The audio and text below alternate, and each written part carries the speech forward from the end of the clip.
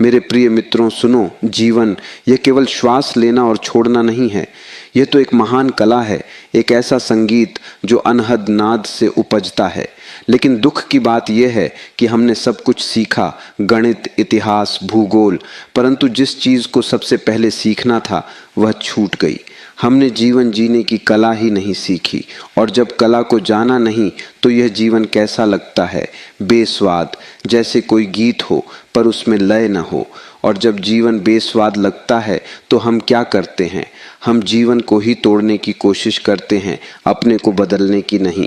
हम परिस्थितियों पर दोष मढ़ते हैं, समाज पर, दूसरों पर, जैसे कोई नाचना न जानता हो और कहे कि जमीन ही ठीक नहीं है या संगीतकार ठीक नहीं बजा रहा है। तुम न नाच सकने वाले को क्या कहोगे? अपनी मूर्खता। तुम्हारे भीतर एक मैं का दिया जल रहा है, वही है तुम्हारा अहंकार। यह मोमबत्ती इतनी छोटी है, इतनी टिमटिमाती है, फिर भी इतना धुआं पैदा करती है कि परमात्मा का विराट प्रकाश तुम्हें दिखाई नहीं पड़ता। जिस सदी में मनुष्यों को ऐसा लगेगा कि मैं हूँ, उसी सदी में उन्हें लगेगा कि ईश्वर नहीं है। अहंकार और परमात्मा ये एक साथ नहीं ठहर सकते। तो क्या करना है? इस अहंकार के दिए को बुझाना है, और यह दिया विचार से जलता है। जब मैं कहता हूँ विचार को छोड़ दो, तो मैं कह रहा हूँ अपने घर के भीतर जलती हुई इस टटमटाती मोमबत्ती को बुझा दो। विचार को अलग करो, धीरे धीरे अहंकार का दिया बुझता जाएगा। जिस घड़ी तुम निर्विचार और निरअहंकार होकर देखोगे, उस घड़ी तुम पाओगे कि वहाँ कोई दिया नहीं है, वहाँ तो बस महाप्रकाश है। और यह जो तुम सत्य बोलते हो, यह भी अक्सर तुम्हारा नहीं होता। समाज कहता है, शिक्षक कहते हैं, झूठ मत बोलो, इसलिए तुम झूठ नहीं बोलते। यह जो तुम्हारा सत्य है, कल्टीवेटेड है, इसमें श्रम लगेगा। एक नियम समझ लो, जिस बात में श्रम लगता है वह तुम्हारी सहजता नहीं है। तुम्हारा सत्य तुम्हारा अपना विवेक होना चाहिए। जो तुम्हारा अपना है वही सहज है, वही श्रम रहित है। जीवन की कला सिर्फ दार्शनिक बातें नहीं है, यह ऊर्जा का विज्ञान भी है। तुम्हारी ऊर्जा कहाँ ठहरती है, इससे तुम्हारा जीवन तय होता है। एक छोटा सा प्रयोग करो, अपने भीतर नाभि के पास एक शून्य को अनुभव करो।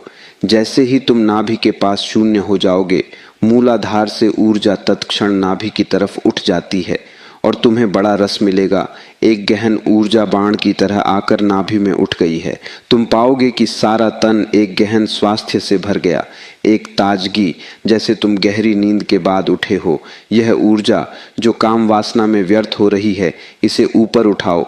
यह मूल बंध की साधना है। अगर एक व्यक्ति दिन में कम से कम 300 बार क्षण भर को भी मूल बंध लगा ले, कुछ ही महीनों के बाद पाएगा कि काम वासना तिरोहित हो गई।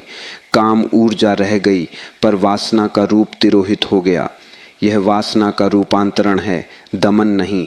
तुम ज्यादा शक्तिशाली, ज्यादा सौमनस्यपूर्ण, ज्यादा उत्फुल्ल, सक्रिय और विश्रामपूर्ण मालूम पड़ोगे, क्योंकि अब तुम ऊर्जा को व्यर्थ नहीं कर रहे, तुम उसे जीवन की कला में लगा रहे हो। अक्सर लोग सोचते हैं कि अध्यात्म कोई अलग जीवन है, पहाड़ पर जाकर बैठना है। मैं कहता हूँ नहीं, आध्यात्मिकता लौकिक जीवन को सम्यक रूप से जीने से उपलब्ध होने वाला गुण है। जो लौकिक जीवन को ठीक से जीना सीख जाता है, उसे ही अध्यात्म उपलब्ध होता है। महावीर घर छोड़कर क्यों गए? इसलिए नहीं कि घर बुरा था, उन्होंने पहले घर में रहकर ही अपने को ऐसा कर लिया कि उनकी मौजूदगी गैर मौजूदगी बराबर हो गई। घर में तुम शरीर की वजह से नहीं होते, तुम होते हो अपेक्षाओं की वजह से, आग्रह की वजह से, दूसरों के बीच में आड़ बनकर खड़े होने की वजह से। महावीर ऐसे हो गए कि जैसे हैं ही नहीं, निराग्रही, निरीह, निष्पक्ष। अध्यात्म कोई छोड़ने की घटना नहीं है, ये होने की घटना है। ये जागने की कला है। जागे में फिर जागना ही सन्यास है। जीवन को प्रेम करो, इसे एक श्लोक समझो, एक वसंत की वेला समझो। इसे पूर्ण स्वीकार करो, क्योंकि भक्ति जीवन का परम स्वीकार है। प्रीति को कामना से मुक्त करो। मित्रों, इस जीवन के अनमोल होने को पहचानो। अपने मांझी, पतवार खुद बनो।